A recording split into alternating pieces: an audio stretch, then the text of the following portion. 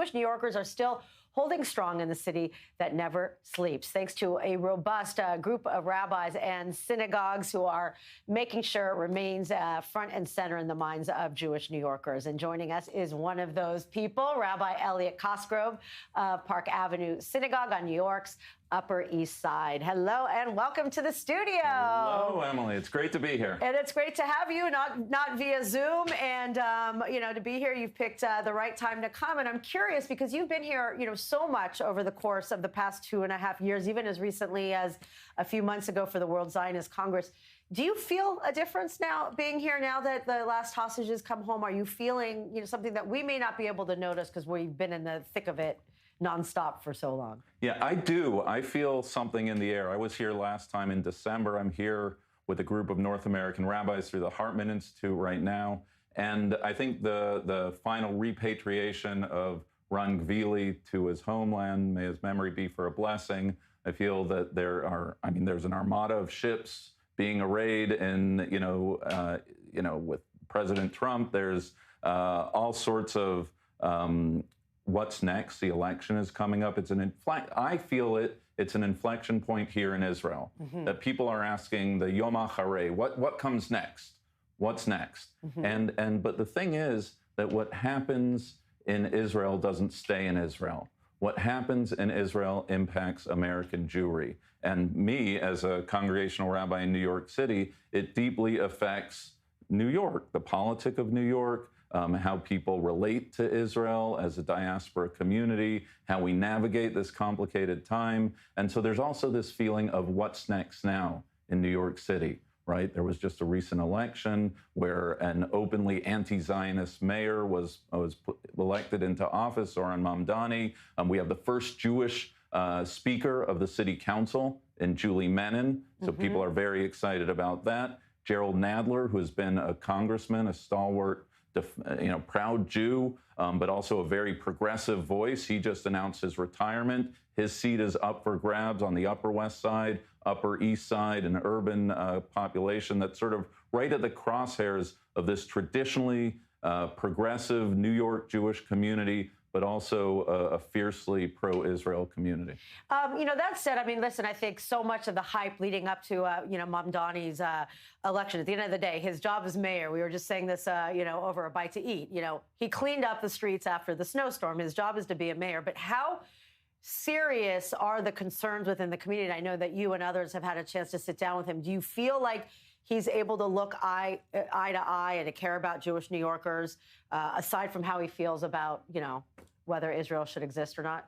Look, I'd give him a very mixed report card at this stage right now, because I think he openly ran on a platform that was not just free buses, but it was also free Gaza.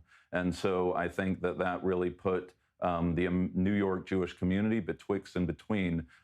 After he was elected, but before he took office, there was an incident well documented of Park East Synagogue just down the street from where I am, where he said, and protesters, it was a Nefesh B'Nefesh program. This was a very simple, sweet program of happens in synagogues all the time, folk who are thinking of making Aliyah, and there were protesters shouting anti-Israel, anti-Semitic slurs outside of the synagogue. And the statement that came out from the office was that no one should be intimidated, sentence number one. And the second sentence was that houses of worship shouldn't be used for programs that are in breach of international law. And so that left us all wondering what was going to happen. And then there was, since he did course correct, and I think it's important to both call out things, but also say when you see things moving in the right direction. And when there was a recent incident at Kew Gardens where people were again at a Young Israel congregation, protesting outside of a synagogue, again, anti-Zionist, championing Hamas, a terror organization, and he did call it out.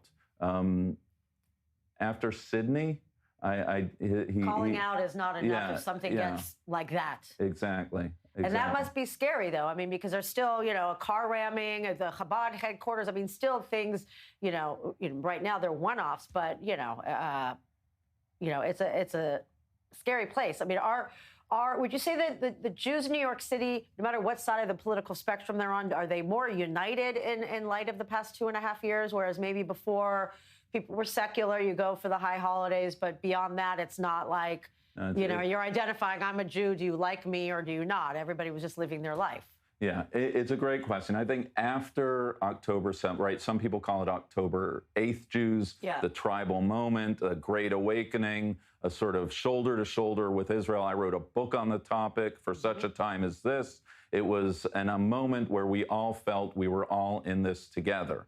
And that was really the story of post-October 7th, the combination of what happened here in Israel, but also how we felt isolated at home. It was a time to be advocates. It was a time to volunteer. It was a time to come here in solidarity. And I think now, 843 plus days later, I think it's a new moment. I think that some of the divisions that are felt here in Israel are also felt in America, of how can we support Israel and also critique government decisions, even as an expression of our love of Israel. Which is how it's supposed to be, to have dialogue and debate, but have it be, healthy. So thank you so much for leading the charge into the next wave of what will be in New York City. Really appreciate it, and come back